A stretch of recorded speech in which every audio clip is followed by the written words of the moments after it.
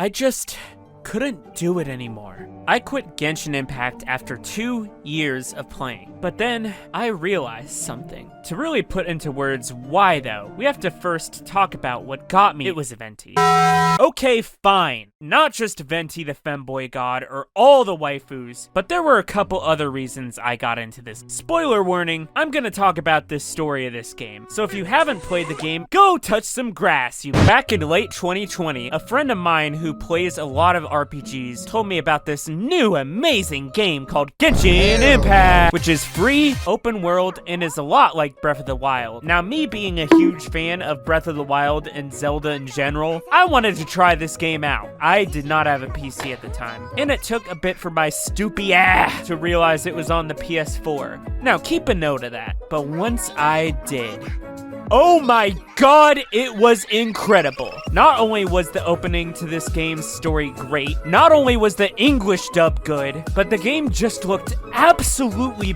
beautiful. At this point, I was more familiar with older video games, so a game this beautiful, it just hit different, man. And it was like you were playing an anime. You could fall from a huge mountaintop all the way to the ground with no loading screens or bottomless pits. It was like a similar feeling when I played Minecraft for the first time and went exploring, except better. So yeah, I was pulled in immediately, to the point I stayed up until like 4 a.m. the first night I played this. And so I leveled up my characters a little bit and played through the story. Besides the XP gating forcing you to grind to reach story quests, it was mostly a fun time. But then, I reached the end of the story, which at this point was the Crux ship quest. You basically have 2 options when you get to that point. Level up your characters, or wait until the next storyline and or region. To be fair, they did have limited time events which made it easier to wait. So, I put up with it, for now. But, remember how I said I was playing on the PS4 version?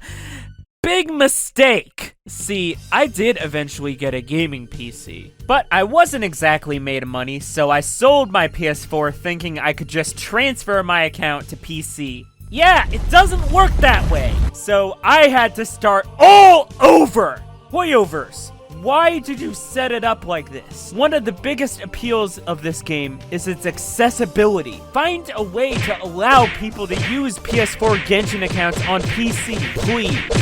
The bright side is that it did keep me occupied until Inazuma, and oh my god, Inazuma was beautiful. But the story quest, which started out amazing, ended up rushed and awkward at the end. And it felt like we were stuck there forever, but we'll come back to that. The hype for me was starting to fade at this point, but I waited until the chasm in Sumeru, which I'm glad I did, because both of them were amazing to explore, and the plot lines for both were great. So that kept me invested in the game for a little while longer, at least until... At this point, it had been 2 years, and the problems of this game had just slowly compounded, while the strengths became less novel. So after the Sumeru Archon quest, I just gradually logged on less and less, and then eventually, I just uninstalled the game to save PC space. I even had a whole section of the desert I had yet to explore, and considering a big reason I started was for the exploration, that is one heck of an indictment on this game. So, let's get into some flaws that made me distance myself from Genshin.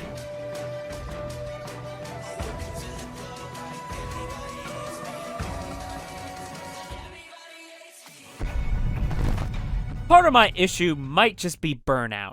I did play this game almost daily for almost 2 years. Of course it would get old, right? Well, yeah, but it's also the game's fault too. And here's why. I think it was the fact that beyond exploring the beautiful environments, some of the likable personalities and plot of certain characters, and the story too. Besides those things, there's just not much there for me. The environments lost their beauty after the 57th time playing it. Meanwhile, the flaws of the game slowly sunk it. The mindless dailies, the tedious way to level up characters, the resin system, oh god, the resin system, which limits said character leveling so that you can't even knock it out of the way quickly. A lot of the event quests being simple arena fights, the story mostly staying in the same place for a year. The game not having too many mechanics besides gliding and fighting. Even the Primogem system to get characters doesn't let you get more than 2 5-stars in a year if you're playing free. I would tell Hoyoverse to fix these things, except they already did it.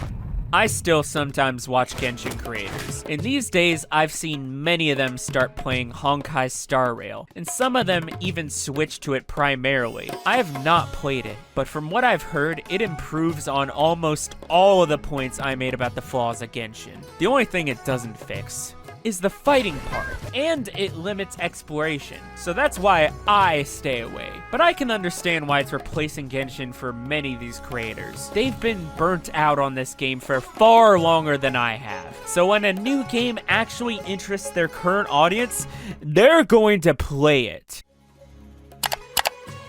I realized something making this video.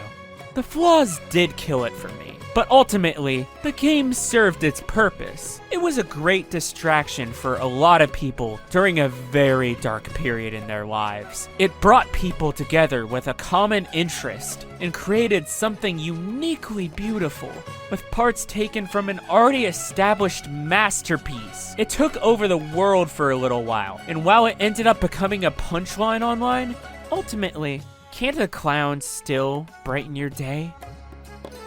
Now, if you excuse me, I'm gonna go browse Genshin Twitter.